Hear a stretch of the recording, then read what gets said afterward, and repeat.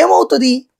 ముందు ఇక్కడికి ఇన్వెస్ట్మెంట్ రావాలి కదా, ఒక హైదరాబాద్ అవ్వాలి, ఒక ఇది రావాలి అంటే ముందు ఇక్కడికొచ్చి ఫస్ట్ అసలు ఇవాళ ఓ ఉపన్యాసాలు ఇచ్చేవాళ్ళు, నా కూతురికి అమరావతి అబ్బాయికే ఇచ్చి పెళ్లి చేస్తా, నా కొడుకు అమరావతిలోనే ఉద్యోగం చేపిస్తాను అనమనండి వీళ్ళందరినీ.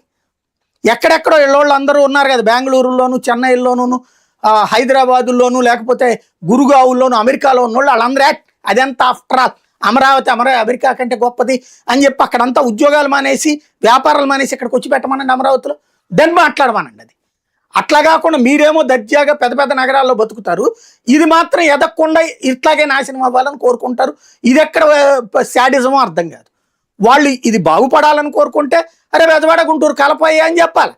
లేదు జగన్ చెప్పినట్టు మచిలీపట్నం కూడా కలిపిపోయేదే ఉందంట అని చెప్పు నువ్వు. దీని మొత్తానికి మావిగేనని కాకుండా అమరావతి అని చెప్పు నువ్వు.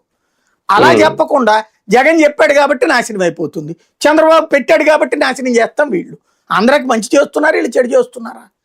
ఇది $1 మిలియన్ ప్రశ్న. సార్, జగన్ గారి 3 రాజధానుల కాన్సెప్ట్ ఇంకా అలాగే ఉందా? ఈ మధ్యన ఇది ప్లాన్ బి, అది ప్లాన్ ఏ అలాగే ఉంచాం, 3 రాజధానులు మొన్న కూడా అన్నారు 3 ప్రాంతాల అభివృద్ధి అనేది తప్పనిసరి అంటే మళ్ళీ 2 పడవల మీద కాళ్ళు వేస్తున్నారని ప్రజలు అనుకోరా?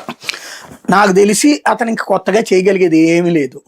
బేసిక్గా హైకోర్టు మార్చాలి, అక్కడికి హైకోర్టును మార్చడం ఇతని చేతుల్లో లేదు. సుప్రీంకోర్టు ఒప్పుకోవాలా, కేంద్ర ప్రభుత్వం ఒప్పుకోవాలా.